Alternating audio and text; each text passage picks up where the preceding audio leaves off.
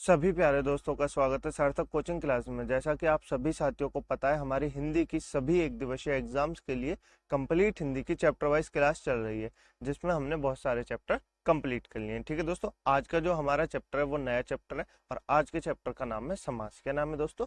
समास। तो जिस प्यारे दोस्तों ने पहले क्लासेज नहीं देखी है, उन क्लासेज को अवश्य देख लें। उसकी लिंक मैंने आपको नीचे डिस्क्रिप्शन में दे दी है। ठीक है दोस्तों, तो अपनी क्लास आज की स्टार्ट करते हैं। देखिए दोस्तों, जो प्यारे दोस्त नए हैं वो चैनल को सब्सक्राइब कर लेंगे, वीडियो को लाइक कर देंगे, दोस्तों में शेयर कर देंगे। ठीक है दोस्तों, चलिए अपनी क्लास बिना देर के हुए स्टार्ट करते हैं।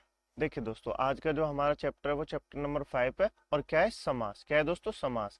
देखिए दोस्तों, 4 चैप्टर हम कंप्लीट करा चुके हैं, तो आपने वो चारों चैप्टर नहीं देखे, उनको आप जरूर देख लीजिए। ठीक है दोस्तों, उसकी लिंक मैंने आपको नीचे डिस्क्रिप्शन में दे दी है। आज हमारी एक ही क्लास में हम समास को खत्म कर देंगे। ठीक है दोस्तों, तो चलिए अपनी क्लास बिना देर के हुए स्टार्ट करते हैं। देखिए दोस्तों, सबसे पहले जान लेते हैं समास के बारे में। समास होता क्या है? देखिए दोस्तों, समास का शाब्दिक अर्थ होता है संक्षेप में लिखना। क्या होता है दोस्तों? समास का शाब्दिक अर्थ होता है संक्षेप में लिखना। ठीक है दोस्तों, संक्षेप में लिखना जैसे जैसे कि एक बहुत बड़ा नाम होता है, उसको छोटे अक्षरों में लिखना। कैसे लिखना? देखिए दोस्तों, जैसे आप मान लीजिए रसोई घर। क्या मान लीजिए? रसोई घर। रसोई घर, रसोई का घर क्या होता है? रसोई का घर। इसको कैसे लिखेंगे? तो इसको लिख देंगे इतने बड़े को छोटे में, रसोई घर। कैसे लिख देंगे?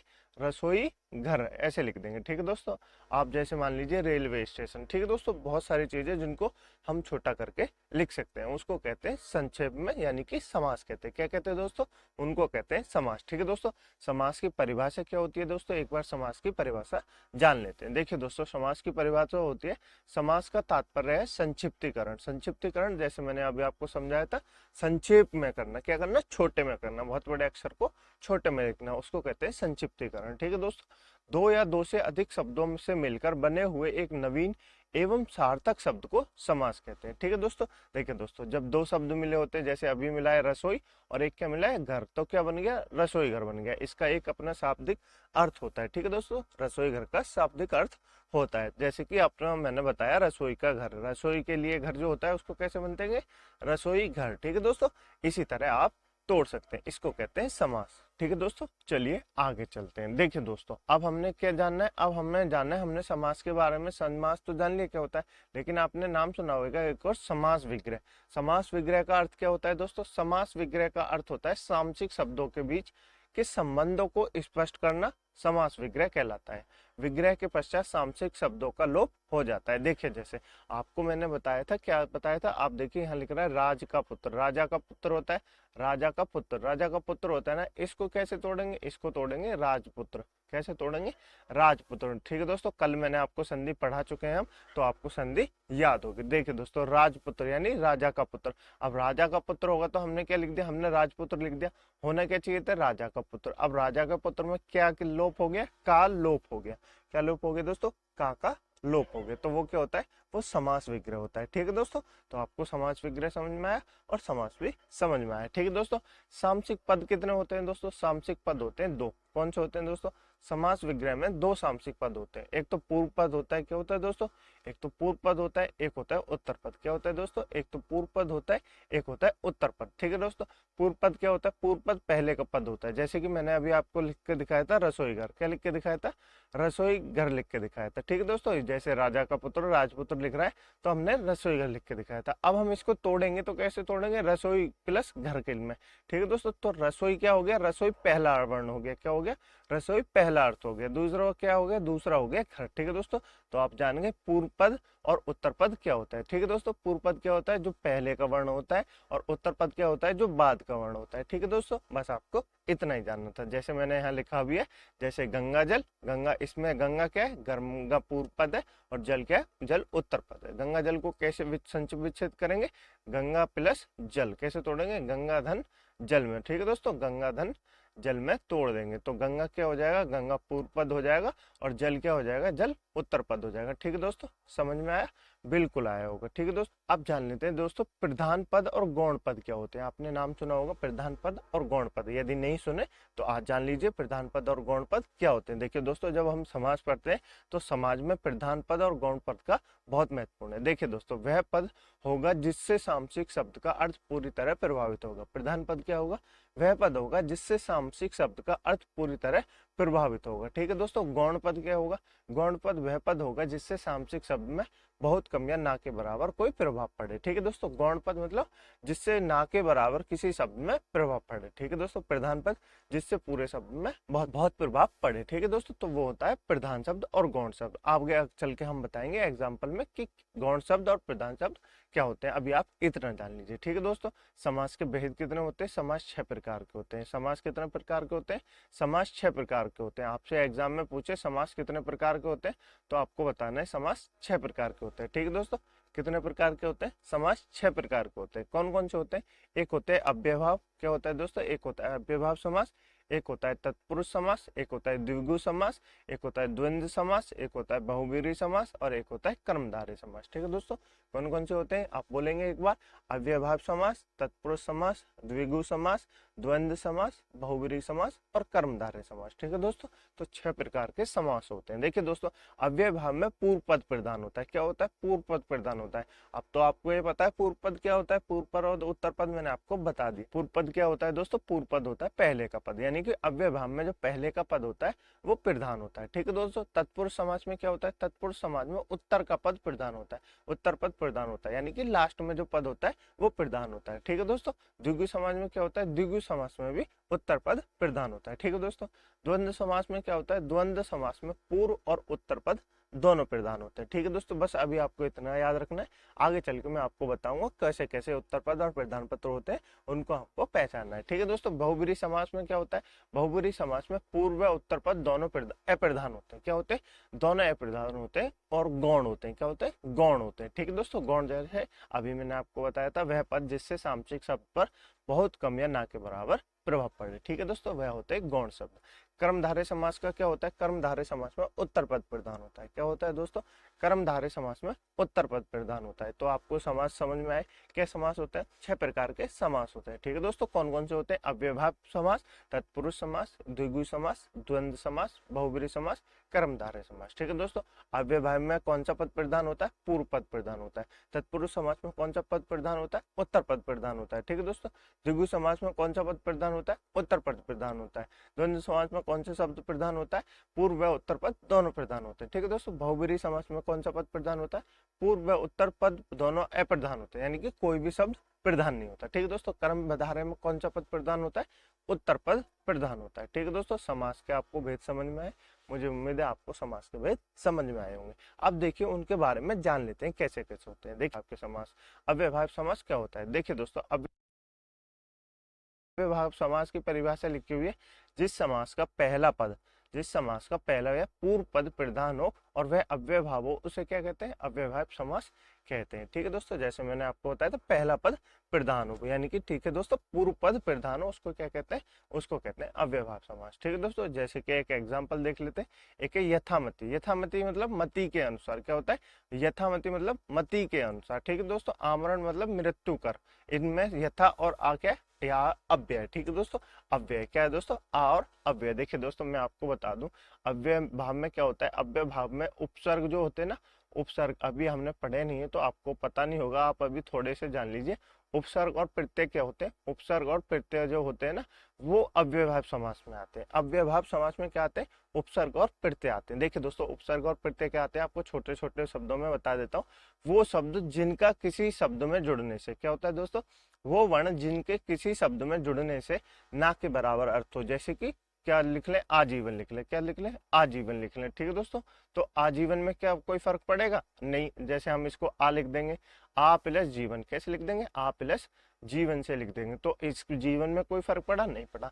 इस आ में कोई फर्क पड़ा? नहीं पड़ा। ये अपने आप अलग है। देखिए दोस्तों, सर्ग प्रत्यय वो होते हैं जिनका अपना स्वयं का कोई अर्थ नहीं होता। ठीक है दोस्तों, तो आप इतना जान लीजिए। बाकी हम जब उपसर्ग और प्रत्यय पढ़ेंगे तो मैं आपको और डिटेल में बताऊंगा। ठीक है दोस्तों, तो आज अव्ययभाव समास में क्या होता है दोस्तों? अव्ययभाव समास में उपसर्ग और प्रत्यय लगे होते हैं। ठीक है दोस्तों, तो आप ये याद रखिएगा दोस्तों। जैसे कि देखिए दोस्तों, आजीवन में, आजीवन में क्या लगा हुआ है?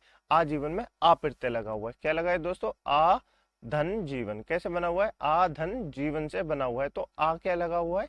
आ इसमें प्रत्यय लगा हुआ है। ठीक है दोस्तों, और ये आ इसमें उपसर्ग लगा हुआ है। ठीक है दोस्तों, नेक्स्ट है यथा समर्थ। यथा समर्थ क्या होता है?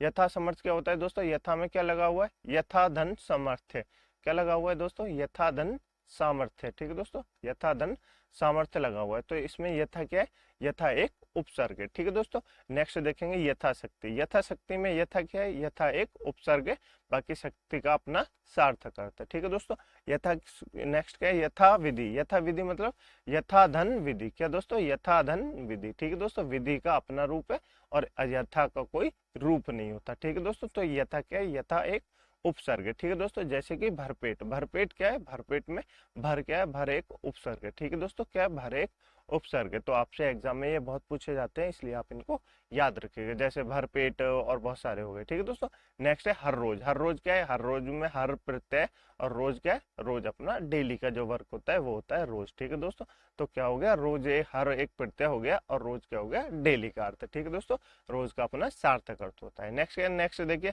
हाथों हाथ। हाथों हाथ में क्या होता है, हाथों धन हाथ। क्या होता है, हाथों धन हाथ। ठीक है दोस्तों, हाथों धन हाथ, इसमें क्या लिख रहा है, हाथों एक उपसर्ग लग रहा है। ठीक है दोस्तों, नेक्स्ट है प्रतिदिन। प्रतिदिन में कौन सा उपसर्ग लग रहा है दोस्तों, प्रतिदिन में लग रहा है प्रतिधन।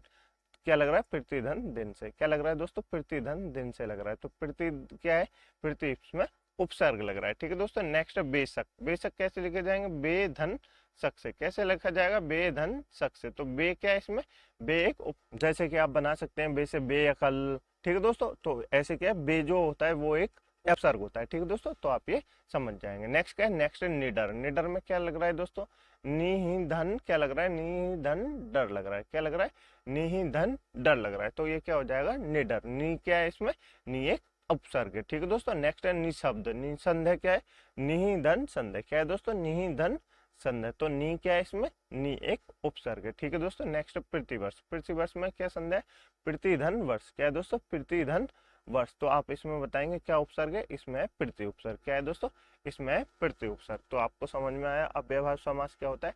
अव्ययभाव समास वह शब्द होता है जिसमें पूर्व पद प्रधान हो, अर्थात आपको ऐसे याद नहीं हो रहा तो आप ऐसे याद कर लीजिए। अव्ययभाव समास वह समास होता है जिसमें उपसर्ग और प्रत्यय का प्रयोग किया जाता है। ठीक है दोस्तों, वो क्या होता है, वो अव्ययभाव समास होता है। ठीक है दोस्तों, और उपसर्ग और प्रत्यय क्या होते हैं, उपसर्ग और प्रत्यय वो होते हैं जिनका अपना सार्थक अर्थ नहीं होता। ठीक है दोस्तों, आपको बस अभी के लिए इतना ही जानना था। ठीक है दोस्तों, अब पढ़ते हैं नेक्स्ट तत्पुरुष समास के बारे में। तत्पुरुष समास क्या होता है दोस्तों, तत्पुरुष समास होता है जिस समास का उत्तर पद प्रधान हो और पूर्व पद गौण हो, तो उसे क्या कहते हैं, उसे तत्पुरुष समास कहते हैं। ठीक है दोस्तों, इतना समझ में आया, नहीं आया देखिए दोस्तों एग्जाम्पल से समझ लेते हैं। जैसे कि तुलसीदास कृत। तुलसीदास कृत मतलब तुलसीदास द्वारा कृत। तुलसीदास द्वारा कृत क्या हो जाएगा दोस्तों, तुलसीदास कृत क्या हो जाएगा, तुलसीदास द्वारा कृत। देखिए दोस्तों, इसमें क्या प्रधान है, पहला पद प्रधान है। क्या प्रधान है, पहला पद प्रधान है। उसके बाद क्या है दोस्तों, उसके बाद पूर्व पद गौण है। ठीक है दोस्तों, तो आपको तत्पुरुष समास समझ में आया, नहीं आया कोई नहीं, अब हम आगे जान लेते हैं तो आपको आगे समझ में आ जाएगा। देखिए दोस्तों, तत्पुरुष समाज की विभक्तियों के नाम के अनुसार तत्पुरुष समास के 6 भेद होते हैं। देखिए दोस्तों, विभक्तियों के जो नाम होते हैं उनके अनुसार तत्पुरुष समास के 6 भेद होते हैं। कौन कौन से भेद होते हैं, देखिए जान लेते हैं। कर्म तत्पुरुष समास क्या होता है दोस्तों, कर्म तत्पुरुष समास, और एक होता है कर्ण तत्पुरुष समास, एक होता है संप्रदान तत्पुरुष समास, एक होता है अपादान तत्पुरुष समास, एक होता है संबंध तत्पुरुष समास, एक होता है अधिकरण तत्पुरुष समास। ठीक है दोस्तों, तो कितने समास होते हैं, कितने तत्पुरुष समास होते हैं, 6 प्रकार के तत्पुरुष समास होते हैं। इनकी विभक्ति क्या होती है, देखिए दोस्तों, कर्म की क्या होती है, कर्म की को विभक्ति होती है। क्या होती है दोस्तों, ये लिख रही विभक्ति, कर्म की क्या विभक्ति होती है, कर्म की विभक्ति को होती है। यानी कि आपको जिस शब्द में भी को टूटता हुआ मिले, ठीक है दोस्तों, तो वो क्या हो जाएगा, वो हो जाएगा कर्म तत्पुरुष समास। ठीक है दोस्तों, कर्ण तत्पुरुष समास की क्या विभक्ति है, कर्ण तत्पुरुष समास की विभक्ति है से के द्वारा। क्या है दोस्तों, से के द्वारा, यानी कि जब किसी साधन को दर्शाया गया है, जैसे किसी काम को करने के लिए साधन लगता है उसको दर्शाया जाता है, तो उसकी कर्ण की विभक्ति क्या होती है, कर्ण की विभक्ति होती है यस से या के द्वारा। जैसे कि मैं आप किससे लिख रहा हूं, मैं लिख रहा हूं पेन से, यानी कि पेन के द्वारा लिख रहा हूं मैं। ठीक है दोस्तों, तो संप्रदान तत्पुरुष समास की क्या विभक्ति होती है, संप्रदान तत्पुरुष समास की विभक्ति होती है के लिए। क्या होता है दोस्तों, के लिए। जैसे कि राजा ने भिखारी के लिए वस्त्र दिए, क्या दिए, राजा ने भिखारी के लिए वस्त्र दिए, तो क्या हो जाएगा, संप्रदान तत्पुरुष। ठीक है दोस्तों, अपादान तत्पुरुष क्या होता है दोस्तों, अपादान तत्पुरुष होता है अलगाव। क्या होता है दोस्तों, से या अलगाव। क्या होता है दोस्तों, से या अलगाव होता है। देखिए दोस्तों, से तत्पुरुष समास कर्ण की भी होती है विभक्ति, क्या होती है दोस्तों, कर्ण की भी विभक्ति से होती है, और किसकी, अपादान की विभक्ति भी से होती है। तो इसमें अलगाव क्या है दोस्तों, इसमें अलगाव होता है, उसमें होता है साधन को दर्शाया जाता है। जब किसी काम को किया जाता है तो करण तत्पुरुष समास में साधन को दर्शाया जाता है, लेकिन अपादान तत्पुरुष समास में क्या दर्शाया जाता है, अपादान तत्पुरुष समास में अलगाव दर्शाया जाता है। क्या दर्शाया जाता है, अपादान तत्पुरुष समास में अलगाव को दर्शाया जाता है। ठीक है दोस्तों, अलगाव जैसे कि अलग होना, जैसे कि क्या, जैसे कि दोस्तों ऋण मुक्त। क्या होता है दोस्तों, ऋण मुक्त। ऋण मुक्त अर्थात ऋण से मुक्त। क्या होता है दोस्तों, ऋण से मुक्त, यानी कि ऋण उससे अलग हो गया। क्या हो गया दोस्तों, ऋण उससे अलग हो गया, तो उसको क्या कहेंगे, उसको अपादान तत्पुरुष समास कहेंगे। ठीक है दोस्तों, संबंध तत्पुरुष समास क्या होता है, संबंध तत्पुरुष समास होता है का के की। क्या होता है दोस्तों, का के की क्या होता है, संबंध तत्पुरुष समास होता है। जैसे कि राजा की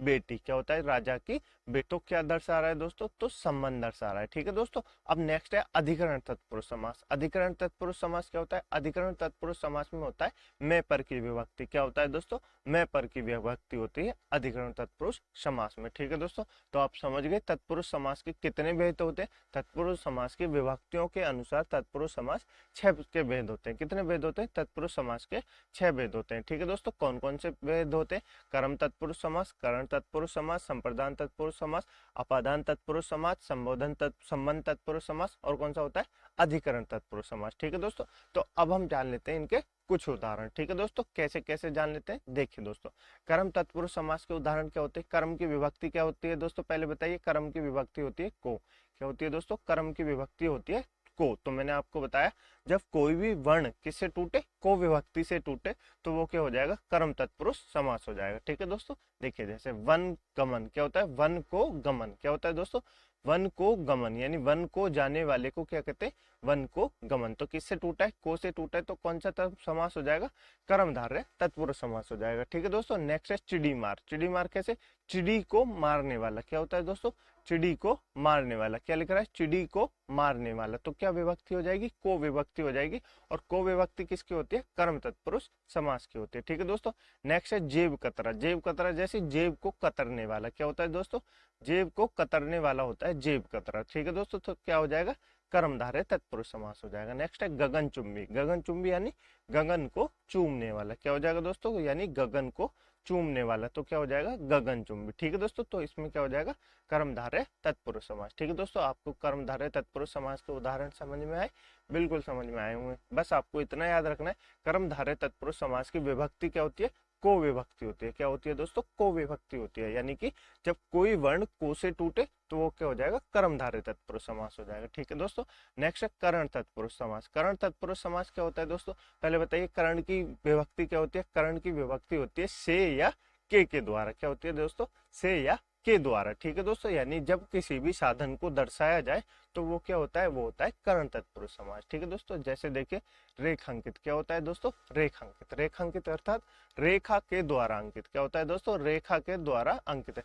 जैसे मैंने कोई लाइन खींच ली, ये रेखा हो गई, तो ये क्या हो जाएगा, मैं आपको रेखा से दर्शा रहा हूँ ना, तो क्या हो जाएगा, रेखा के द्वारा अंकित। ठीक है दोस्तों, नेक्स्ट है गुण युक्त। गुण युक्त अर्थात गुण से युक्त, यानी गुण के द्वारा युक्त, यानी वह गुण से भरा हुआ है। तो क्या दर्शाया जा रहा है, से विभक्ति दर्शाई जा रही है के द्वारा। क्या दर्शाई जा रही है, से द्वारा। व्यक्ति किससे भरा हुआ है, व्यक्ति गुण के द्वारा भरा हुआ है। ठीक है दोस्तों, नेक्स्ट है मनमाना। मनमाना यानी मन के से मानने वाला। क्या होता है, मन से माना हुआ, यानी मन के द्वारा मानने वाला। ठीक है दोस्तों, तो क्या हो जाएगा, करण तत्पुरुष समास हो जाएगा। ठीक है दोस्तों, नेक्स्ट है रतन जनित। रतन जनित यानी रतनों से जनित। क्या होता है दोस्तों, रत्नों से जनित, यानी रत्नों के द्वारा जनित जो होता है उसको कहते हैं रतन जनित। ठीक है दोस्तों, तो क्या हो जाएगा, करण तत्पुरुष समास हो जाएगा। करण तत्पुरुष समास की विभक्ति क्या होती है, से या के द्वारा। क्या होती है दोस्तों, से या के द्वारा। तो आपको ये भी याद हो गया है। ठीक है दोस्तों, ये भी आपको समझ में आ गया। नेक्स्ट जान लेते हैं संप्रदान तत्पुरुष। संप्रदान तत्पुरुष समास की विभक्ति क्या होती है, मैंने आपको बताया था, बताइए जरा दोस्तों। संप्रदान तत्पुरुष समास की विभक्ति होती है के लिए। क्या होती है दोस्तों, के लिए। क्या होती है दोस्तों, के लिए होती है संप्रदान तत्पुरुष समास की विभक्ति। ठीक है दोस्तों, जैसे कि देखते हैं गुरु दक्षिणा। क्या होती है दोस्तों, गुरु दक्षिणा। क्या होती है दोस्तों, गुरु दक्षिणा, यानी गुरु के लिए दक्षिणा। क्या होती है दोस्तों, गुरु के लिए दक्षिणा। क्या होती है, गुरु के लिए दक्षिणा। तो ये क्या हो जाएगा, संप्रदान तत्पुरुष। गुरु की अपनी दक्षिणा नहीं होती, गुरु के लिए दक्षिणा होती है। क्या होती है दोस्तों, गुरु के लिए दक्षिणा होती है। तो ये क्या हो जाएगा, ये संप्रदान तत्पुरुष हो जाएगा। ठीक है दोस्तों, जैसे नेक्स्ट मैंने आपको पहले ही बताया था रसोई घर, तो रसोई घर रसोई का घर नहीं होता, रसोई के लिए घर क्या होता है दोस्तों, रसोई के लिए जो घर होता है उसको कहते हैं रसोई घर। ठीक है दोस्तों, तो ठीक है दोस्तों, तो इसमें क्या हो जाएगा, इसमें हो जाएगा संप्रदान तत्पुरुष। ठीक है दोस्तों, नेक्स्ट चलते हैं। नेक्स्ट है गौशाला। गौशाला क्या होती है, गाय की अपनी शाला नहीं होती, क्या दोस्तों, गाय की अपनी शाला नहीं होती, गायों के लिए शाला होती है। क्या होती है दोस्तों, गायों के लिए शाला होती है गौशाला। ठीक है दोस्तों, तो इसमें कौन सा तत्व समास हो जाएगा, संप्रदान तत्पुरुष समास। ठीक है दोस्तों, नेक्स्ट है रणभूमि। रणभूमि क्या होती है, रण के लिए भूमि। क्या होती है दोस्तों, रण के लिए भूमि, रण की अपनी भूमि नहीं होती, क्या होती है, रण के लिए भूमि होती है, यहाँ पे युद्ध लड़ा जाता है उसको कहते हैं रणभूमि। ठीक है दोस्तों, यानी युद्ध करने के लिए जो भूमि होती है उसको कहते हैं रणभूमि। तो इसमें कौन सा समास हो जाएगा, संप्रदान तत्पुरुष समास। ठीक है दोस्तों, नेक्स्ट है विद्यालय। विद्यालय अर्थात विद्या के लिए आल्य। क्या होती है दोस्तों, विद्या के लिए आल्य, विद्या का अपना आल्य नहीं होता। ठीक है दोस्तों, जब आप इनकी विभक्ति करना सीखेंगे तो आपको समझ में आएगा कि इनमें कौन सा समास है। ठीक है दोस्तों, विद्यालय में क्या होता है, विद्या के लिए जो आल्य होता है उसको कहते हैं विद्यालय। ठीक है दोस्तों, तो इसमें क्या हो जाएगा, संप्रदान तत्पुरुष समास हो जाएगा। ठीक है दोस्तों, चलिए आगे चलते हैं, नेक्स्ट जान लेते हैं अपादान तत्पुरुष समास के बारे में। अपादान तत्पुरुष समास क्या होता है दोस्तों, अपादान तत्पुरुष समास की विभक्ति मैंने आपकी बताई थी, से या क्या होती है, से या अलगाव को दर्शाता है। क्या होती है, से क्या होती है दोस्तों, से विभक्ति होती है जो कि किसको दर्शाता है, जो कि अलगाव को दर्शाता है। ठीक है दोस्तों, जैसे कि मैंने आपको बताया था ऋण से मुक्त। क्या होता है, ऋण से मुक्त, तो यानी व्यक्ति किससे मुक्त हो गया, ऋण से अलग हो गया। क्या हो गया, ऋण से अलग हो गया। ठीक है दोस्तों, नेक्स्ट है दोष मुक्त। दोष मुक्त अर्थात दोष से मुक्त होना। क्या होना है दोस्तों, दोष से मुक्त होना, यानी व्यक्ति दोष से मुक्त हो चुका है, यानी दोष उससे अलग हो चुका है। ठीक है दोस्तों, तो क्या हो गया, अपादान तत्पुरुष समास हो गया। क्या हो गया, अपादान तत्पुरुष समास हो गया। ठीक है दोस्तों, नेक्स्ट है देश से निकाला। देश से निकाला अर्थात देश से निकाला हुआ। क्या होता है, देश से निकाला हुआ, जो व्यक्ति देश से निकाल दिया जाता है उसको क्या कहते हैं, उसको क्या दे दिया गया, उसको देश निकाला दे दिया गया, यानी कि देश उससे अलग हो गया। क्या हो गया दोस्तों, देश उससे अलग हो गया। ठीक है दोस्तों, नेक्स्ट है सेवानिवृत्ति। सेवानिवृत्ति अर्थात से निवृत्ति। क्या होता है, सेवा से निवृत्ति, अर्थात जो व्यक्ति ड्यूटी करता था उसको क्या हो गया, उसको सेवानिवृत्ति मिल गई, यानी ड्यूटी उससे अलग हो गई है। ठीक है दोस्तों, नेक्स्ट है बंधु मुक्त। बंधन मुक्त क्या होता है, जो बंधन से मुक्त होता है। क्या होता है दोस्तों, एक तो बंधन युक्त होता है, एक होता है बंधन से मुक्त। तो क्या हो गया, बंधन से मुक्त हो गया, यानी बंधनों से वो अलग है, तो क्या हो गया, अपादान तत्पुरुष समास हो गया। ठीक है दोस्तों, नेक्स्ट है संबंध तत्पुरुष समास। संबंध तत्पुरुष समास क्या होता है दोस्तों, संबंध तत्पुरुष समास की विभक्ति क्या होती है, पहले बताइए दोस्तों, संबंध की विभक्ति क्या होती है, का के की। क्या होती है दोस्तों, का के की होती है। क्या होती है, का के की। मुझे उम्मीद है आपको ये सब याद होंगे। ठीक है दोस्तों, अब देखिए संबंध तत्पुरुष समास में क्या होता है, देखिए दोस्तों, देशवासी। क्या होता है, देशवासी, यानी देश का वासी। क्या होता है दोस्तों, देश का वासी। तो क्या दर्शाया जा रहा है, संबंध दर्शाया जा रहा है, वो क्या व्यक्ति, वो देश का वासी है, यानी देश का रहने वाला व्यक्ति है, तो क्या दर्शाया जा रहा है, उसका संबंध दर्शाया जा रहा है। ठीक है दोस्तों, राष्ट्रपति। राष्ट्रपति क्या होता है दोस्तों, राष्ट्र का जो पति होता है उसको कहते हैं राष्ट्रपति। ठीक है दोस्तों, तो क्या दर्शाया जा रहा है, संबंध दर्शाया जा रहा है। क्या दर्शाया जा रहा है, संबंध दर्शाया जा रहा है। नेक्स्ट क्या है, सेनापति। सेनापति क्या होता है, सेना का पति। क्या होता है दोस्तों, सेना का पति, यानी सेना का जो पति होता है उसको कहते हैं सेनापति। तो क्या दर्शाया जा रहा है, संबंध दर्शाया जा रहा है। नगर, नगर श्रेष्ठ। नगर श्रेष्ठ यानी नगर का जो सेठ होता है उसको कहते हैं नगर सेठ। ठीक है दोस्तों, तो क्या दर्शाया जा रहा है, संबंध दर्शाया जा रहा है। ठीक है दोस्तों, नेक्स्ट है सेना अध्यक्ष। सेना अध्यक्ष अर्थात सेना का जो अध्यक्ष होता है वो क्या होता है, सेना अध्यक्ष होता है। ठीक है दोस्तों, नेक्स्ट है फलहार। फलहार क्या होता है, फल का जो आहार होता है उसको कहते हैं फलहार। ठीक है दोस्तों, नेक्स्ट एक और मैं आपको बता देता हूँ, जैसे राजा की पुत्री मैंने आपको बताया था, राजपुत्री। क्या होती है, राजपुत्री होती है अर्थात राजा की पुत्री। ठीक है दोस्तों, तो क्या हो जाएगा, राजा की पुत्री। संबंध क्या हो जाएगा, राजा की पुत्री। क्या हो जाएगा, राजा की पुत्री। ठीक है दोस्तों, तो ये क्या हो गया, ये हो गया संबंध तत्पुरुष समास। ठीक है दोस्तों, नेक्स्ट है अधिकरण तत्पुरुष समास। अधिकरण तत्पुरुष समास क्या होता है दोस्तों, अधिकरण तत्पुरुष समास होता है जिसमें मैं पर की विभक्ति है। क्या है दोस्तों, मैं या पर की विभक्ति है। क्या है दोस्तों, मैं या पर की विभक्ति है। ठीक है दोस्तों, जैसे कि देखिए दोस्तों, वनवास। क्या होता है दोस्तों, वन को, वनवास। क्या होता है दोस्तों, वनवास, यानी वन को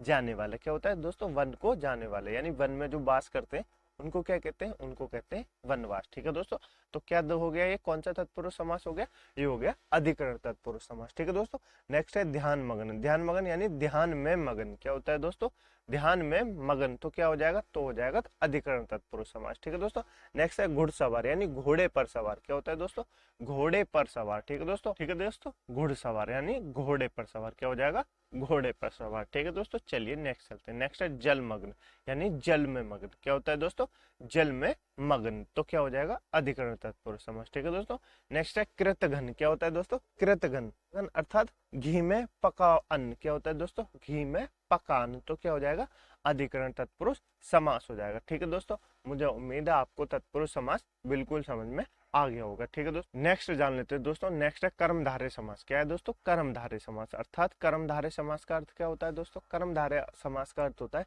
जिस समास का उत्तर पद प्रधान हो और पूर्व पद उत्तर पद में विशेषण या विशेष्य अथवा उपमेय या उपमान का संबंध हो, वह क्या होता है, वो कर्मधारय तत्पुरुष समास होता है। जैसे कि आपको परिभाषा समझ में नहीं आई, कोई बात नहीं, मैं आपको उदाहरण की तरह समझाता हूँ। जैसे चंद्रमुख, क्या हो गया दोस्तों, चंद्रमुख यानी चंद्र सामुख, क्या हो गया, चंद्र सामुख, तो मुख कैसा है, मुख है चंद्र जैसा, क्या है दोस्तों, मुख कैसा है, मुख है चंद्र जैसा, कैसा है दोस्तों, मुख है चंद्र जैसा। तो किसकी विशेषता बताई जा रही है, मुख की विशेषता बताई जा रही है कि मुख है चंद्र जैसा, तो विशेषण क्या हो गया दोस्तों, विशेषण हो गया चंद्र, क्या हो गया दोस्तों, विशेषण हो गया चंद्र, क्या हो गया, विशेषण हो गया चंद्र, और मुख्य क्या हो गया, मुख हो गया विशेष्य, क्या हो गया दोस्तों, मुख हो गया विशेष्य। ठीक है दोस्तों, किसकी विशेषता बताई जा रही है, मुख की विशेषता बताई जा रही है। मुख कैसा है, मुख चंद्र जैसा है। ठीक है दोस्तों, मुख कैसा है, मुख चंद्र जैसा है। जैसे चरण कमल, चरण कैसे हैं, चरण मान लो कमल जैसे हैं, कैसे दोस्तों, चरण कमल जैसे हैं। ठीक है दोस्तों, तो किसकी विशेषता बताई जा रही है, चरणों की विशेषता बताई जा रही है कि चरण कमल जैसे होते हैं। ठीक है दोस्तों, नेक्स्ट है जैसे कमल नयन। कमल नयन यानी नयन कैसे, कमल जैसे, कैसे नयन है दोस्तों, नयन है कमल जैसे, तो क्या हो जाएगा, नयन क्या हो जाएगा, नयन तो विशेष्य हो जाएगा। किसकी विशेषता बताई दी जा रही है, नयनों की विशेषता बताई जा रही है, अर्थात आंखों की विशेषता बताई जा रही है। और विशेषण क्या हो जाएगा, कमल हो जाएगा, क्या हो जाएगा दोस्तों, विशेषण हो जाएगा कमल, क्योंकि नैनो की विशेषता क्या बताई जा रही है, नैनो की विशेषता बताई जा रही है कमल। नैन कैसे है, नैन दोस्तों कमल के समान है। ठीक है दोस्तों, नेक्स्ट है नील कमल। नील कमल कैसा है, नील में क्या बताया जा रहा है, नील कमल की क्या बताई जा रही है, कमल की विशेषता बताई जा रही है। कमल कैसा है, कमल नीला है, कैसा है दोस्तों, कमल नीला है, कैसा है दोस्तों, कमल नीला है, तो विशेषता क्या बताई जा रही है, कमल की विशेषता बताई जा रही है। नेक्स्ट है पीतांबर। पीतांबर अर्थात पीला अंबर, क्या होता है दोस्तों, पीला अंबर या पीले वस्त्र। ठीक है दोस्तों, पीला अंबर यानी कि विशेषता, अंबर कैसे, अंबर है पीले, कैसे हैं दोस्तों, अंबर है पीले, तो विशेषता किसकी बताई जा रही है, अंबर यानी वस्त्रों की विशेषता बताई जा रही है कि वस्त्र जो है वो है पीले, कैसे हैं दोस्तों, वस्त्र जो है वो है पीले। ठीक है दोस्तों, समझ में आया आपको धारे तत्पुरुष समास। ठीक है दोस्तों, नहीं आया आप एक बार फिर से देखिए, आपको समझ में आ जाएगा। ठीक है दोस्तों, बहुत आसान है, इसमें कुछ ज्यादा वो नहीं है। देखिए दोस्तों, नेक्स्ट है द्विगु समास। क्या है दोस्तों, द्विगु समास। द्विगु समास ऐसे नहीं लिखते, यू टाइपिंग में ऐसा नहीं आता। ठीक है दोस्तों, ऐसे लिखते हैं द्विगु समास। कैसे लिखते हैं, द्विगु समास। ठीक है दोस्तों, तो आप याद रखिएगा द्विगु समास कैसे लिखते हैं, द्विगु समास ऐसे लिखते हैं। ठीक है दोस्तों, द्विगु समास क्या होता है, द्विगु समास की परिभाषा जान लेते हैं। जिस समास का पूर्व पद संख्यावाचक हो, विशेषण हो, उसे क्या कहते हैं, उसे द्विगु समास कहते हैं। ठीक है दोस्तों, इसमें समूह अथवा समाहार का बोध होता है। जैसे देखिए मैंने क्या बताया, आप ध्यान से पढ़िए, जिस समास का पूर्व पद संख्यावाचक विशेषण हो उसे क्या कहेंगे, उसे द्विगु समास कहेंगे। ठीक है दोस्तों, नहीं समझ में आया आप एग्जाम्पल देखिए, आपको बिल्कुल समझ में आ जाएगा। जैसे देखिए दोस्तों, नववर्ष क्या होता है, नवगिरह क्या होता है दोस्तों, नवगिरह यानी 9 गिरोह का समूह। क्या होता है दोस्तों, 9 गिरोह का समूह। 9 इसमें क्या दे रखा है, 9 एक संख्यावाचक दे रखा है, क्या देख रखा है, 9 एक संख्यावाचक दे रखा है, तो क्या हो जाएगा, क्या हो जाएगा, द्विगु समास हो जाएगा। क्या हो जाएगा दोस्तों, द्विगु समास हो जाएगा। नेक्स्ट है त्रिलोक। त्रिलोक अर्थात 3 लोकों का समूह। क्या हो जाएगा दोस्तों, 3 लोकों का समूह हो जाएगा, 3 लोकों का समूह त्रिलोक। ठीक है दोस्तों, तो 3 क्या है इसमें, 3 एक संख्यावाचक विशेषण है, तो क्या हो जाएगा, द्विगु समास हो जाएगा। जैसे दोस्तों चौमासा। चौमासा में 4 मासों का समूह। क्या होता है दोस्तों, 4 मासों का समूह यानी कि चौमासा, तो क्या हो जाएगा, पहला पद क्या है, पहला पद संख्यावाचक है। ठीक है दोस्तों, नेक्स्ट है नवरात्रि यानी 9 रात्रियों का समूह।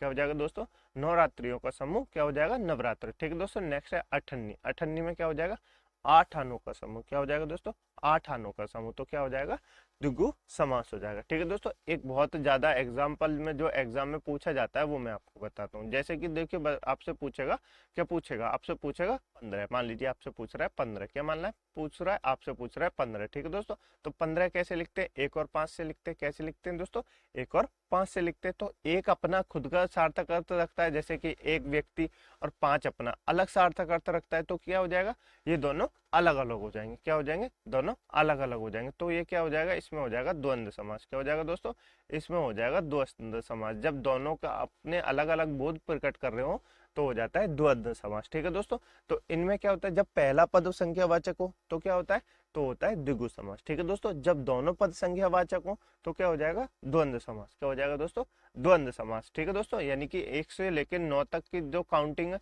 उनमें क्या होगा, उनमें हो जाएगा द्विगु समास। ठीक है दोस्तों, उसके बाद जो काउंटिंग आएगी जैसे 15, 16, 19, 20, आपसे पूछे जाए 65, तो क्या हो जाएगा, वो हो जाएगा द्वंद्व समास। ये आप इंपोर्टेंट याद रखिए क्योंकि इससे एग्जाम में क्वेश्चन पूछे जाते हैं। ठीक है दोस्तों, चलिए आगे चलते हैं, नेक्स्ट जान लेते हैं दोस्तों द्वंद्व समास के बारे में। द्वंद्व समास क्या होता है, देखिए दोस्तों द्वंद्व समास क्या होता है। द्वंद्व समास होता है जिस समास के दोनों पद प्रधान होते हैं तथा विग्रह करने पर अथवा या एवं लगता हो या और लगता हो वह क्या हो जाएगा, द्वंद्व समास हो जाएगा।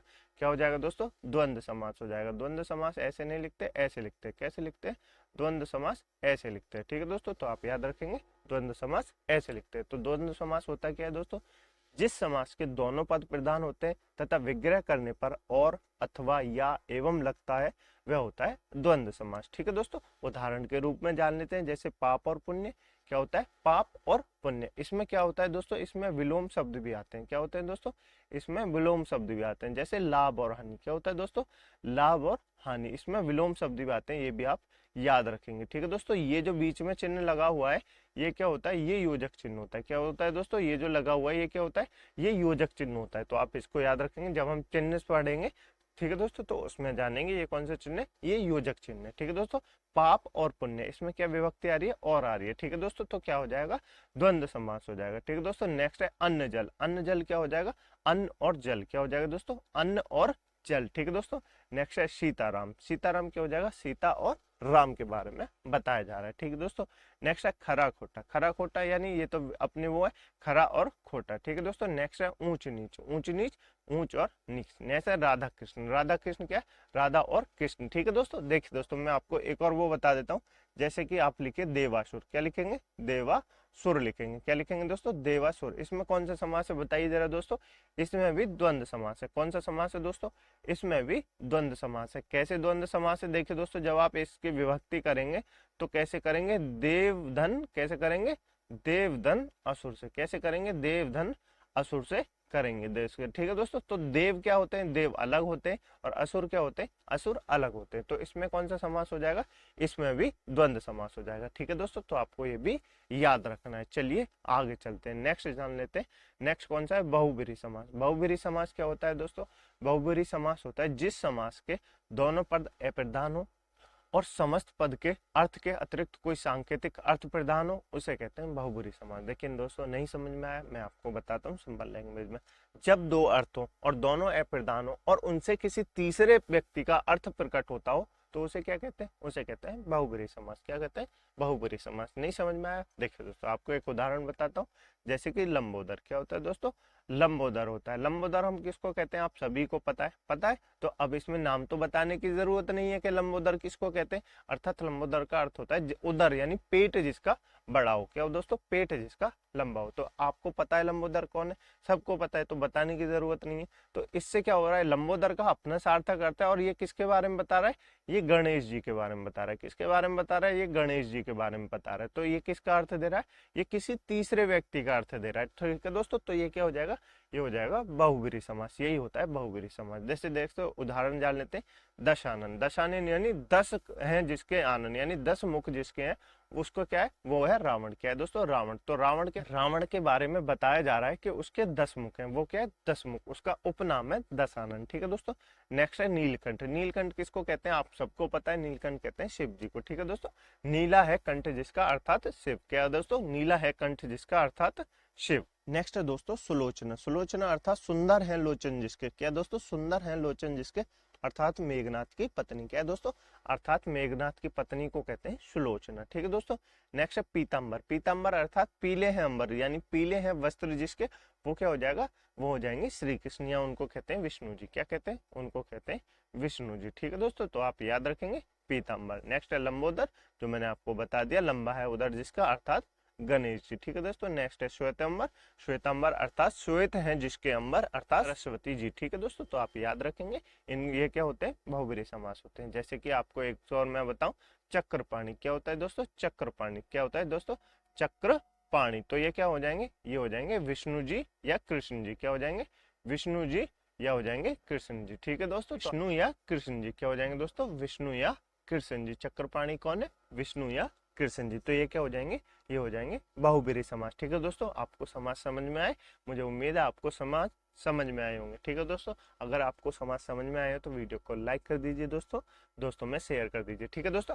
देखिए दोस्तों, अब एक बार हम क्विक रिवीजन कर लेते हैं क्या क्या पढ़ा था हमने। देखिए दोस्तों, हमने पढ़ा था सबसे पहले समास पढ़े थे। ठीक है दोस्तों, समास कितने प्रकार के होते हैं? समास 6 प्रकार के होते हैं। ठीक है दोस्तों, समास कितने प्रकार के होते हैं? समास 6 प्रकार के होते हैं। कौन कौन से होते हैं? अव्ययभाव समास होते हैं, तत्पुरुष समास होते हैं, और कौन से होते हैं दोस्तों? द्वंद्व समास होते हैं, द्विगु समास होते हैं, कर्मधारय समास होते हैं। क्या होता है? वो होता है बहुब्रीहि समास। ठीक है दोस्तों, तो आपको समास कंप्लीट समझ में आ गए होंगे। समास 6 प्रकार के होते हैं, मैंने आपको संपूर्ण करा दिए। ठीक है दोस्तों, अब हम कुछ क्वेश्चन सॉल्व कर लेते हैं जो एग्जाम में क्वेश्चन पूछे जाते हैं। क्या क्या पूछे जाते हैं? देखिए दोस्तों, अपना पहला क्वेश्चन है, पूर्व पद संख्यावाची शब्द होता है किसमें? किस समास में? किस समास में दोस्तों पूर्व पद जो होता है वो संख्यावाची शब्द होता है? बताइए जरा दोस्तों। देखिए दोस्तों, मैंने आपको क्या बताया था, द्विगु समास में क्या होता है दोस्तों? द्विगु समास में पूर्व पद जो होता है वो क्या होता है? वो संख्यावाची होता है। क्या होता है दोस्तों? वो संख्यावाची होता है। ठीक है दोस्तों। अव्ययभाव में क्या होता है? अव्ययभाव में उपसर्ग होता है। क्या होता है? उपसर्ग और प्रत्यय होते हैं। ठीक है दोस्तों। द्वंद्व समास में क्या होता है? द्वंद्व समास में योजक चिन्ह होता है और जिसमें दोनों पद प्रधान होते हैं। ठीक है दोस्तों। उसके बाद क्या होता है? कर्मधारय तत्पुरुष समास। कर्मधारय तत्पुरुष समास क्या होता है दोस्तों? कर्मधारय समास होता है जिसमें किसी वर्ण की विशेषता बताई जाती हो। ठीक है दोस्तों, वो क्या हो जाएगा?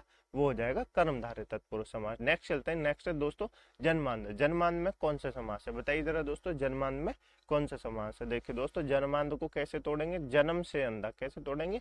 जन्म से अंधा। देखिए दोस्तों, कैसे तोड़ेंगे? जन्म से अंधा। कैसे तोड़ेंगे? जन्म से अंधा। तो क्या दोस्तों, क्या बताया जा रहा है? जन्म से अंधा। क्या है तो दोस्तों? जन्म से व्यक्ति क्या है? जन्म से अंधा है। तो क्या बताया जा रहा है? अंधे के बारे में बताया जा रहा है कि वो व्यक्ति जन्म से अंधा है। तो कौन सा समास है? कर्ण तत्पुरुष समास है। कौन सा समास है? कर्ण तत्पुरुष समास है, जिसमें क्या विभक्ति होती है? कर्ण की से व्यक्ति होती है। क्या होती है? से या के द्वारा। क्या होती है दोस्तों? से या के द्वारा होती है। ठीक है दोस्तों। और एक और में होती है, से किसकी में होती है? अपदान में होती है। से किस में होती है? अपदान में होती है। उसमें क्या दर्शाया जाता है? उसमें अलगाव दर्शाया जा रहा है। इसमें अलगाव तो दर्शाया नहीं जा रहा, तो क्या हो जाएगा? कर्ण तत्पुरुष समास हो जाएगा। तो कौन सा ऑप्शन है? ऑप्शन नंबर ए हमारा बिल्कुल सही आंसर हो जाएगा। ठीक है दोस्तों। नेक्स्ट है यथास्थान। यथास्थान का सामसिक शब्द का विग्रह होगा दोस्तों। यथास्थान का शब्द विग्रह होगा, वो क्या होगा? बताइए जरा दोस्तों, वीडियो को पॉज कीजिए, क्वेश्चन को सॉल्व कीजिए। ठीक है। यथास्थान यानी स्थान के अनुसार। क्या होगा दोस्तों? स्थान के अनुसार। यथा का अर्थ होता है अनुसार। क्या होता है दोस्तों? यथा का अर्थ होता है अनुसार। तो क्या हो जाएगा? स्थान के अनुसार। ठीक है दोस्तों। चलिए नेक्स्ट चलते हैं। नेक्स्ट दोस्तों, ये आपके लिए होमवर्क का क्वेश्चन है दोस्तों। इसका आंसर कमेंट बॉक्स में आपको बताना है। ठीक है दोस्तों, इसका आंसर आपको कमेंट बॉक्स में जरूर बताना है। मुझे उम्मीद है आपको क्लास अच्छी लगी होगी। यदि आपको क्लास अच्छी लगी तो वीडियो को लाइक कर दें, दोस्तों में शेयर कर दें और कमेंट करके हमें उसका आंसर जरूर बताएं। ठीक है दोस्तों, इस क्लास की पीडीएफ डाउनलोड करने के लिए आप हमारे टेलीग्राम ग्रुप को ज्वाइन कर सकते हैं दोस्तों, जिसकी लिंक मैंने आपको नीचे डिस्क्रिप्शन में दे दी है। ठीक है दोस्तों, मुझे उम्मीद है आपको ये क्लास बहुत अच्छी लगी होगी। ठीक है दोस्तों, मिलते हैं कल इसी समय नए चैप्टर के साथ। तब तक के लिए अपना ध्यान रखिएगा। ठीक है दोस्तों, जय हिंद, जय भारत।